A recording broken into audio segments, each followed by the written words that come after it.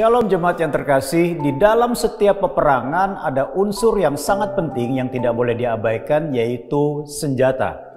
Karena apa? Karena kita harus menghadapi lawan dan mengalahkannya. Secara rohani pun juga ada peperangan-peperangan yang harus dimasuki, yaitu peperangan secara rohani. Tentunya senjata yang digunakan adalah senjata rohani.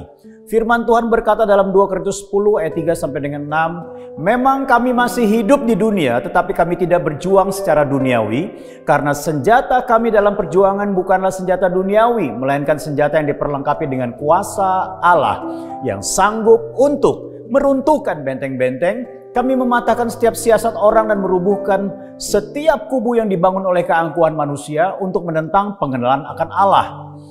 Kami menawan segala pikiran dan menaklukkannya kepada Kristus, dan kami siap sedia juga untuk menghukum setiap kedurhakaan bila ketaatan kamu telah menjadi sempurna.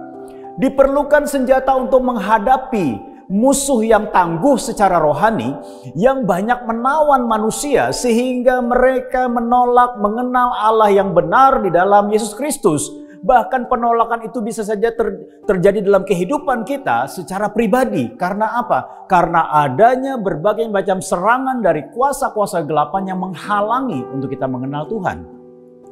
Peperangan rohani terhadap musuh rohani hanya dapat dikalahkan dengan senjata rohani. Artinya apa? Senjata yang diperlengkapi kuasa Allah. Kita sudah membaca dari ayat firman Tuhan tadi bahwa kenapa kita membutuhkan senjata itu? Supaya kita dapat meruntuhkan benteng-benteng. Artinya apa? Tembok-tembok yang sudah melindungi ataupun juga membelenggu pikiran orang-orang. Bahkan mematahkan setiap siasat orang. Merubuhkan setiap kubu yang dibangun oleh keangkuhan manusia untuk menentang pengenalan akan Allah. Dan menawan segala pikiran dan menaklukkannya kepada Kristus. Dibutuhkan senjata rohani.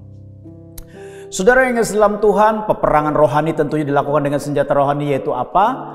Pedang roh, yaitu adalah firman Tuhan sendiri. Seperti dalam Efesus dikatakan bahwa Efesus 6 ayat 17, dan terimalah ketopong keselamatan dan pedang roh, yaitu firman Allah. Firman Tuhan adalah senjata yang diperlengkapi kuasa Allah.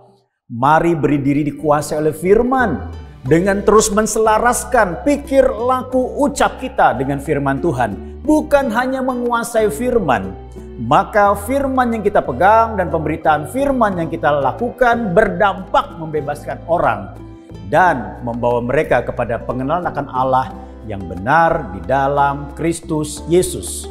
Tuhan Yesus memberkati.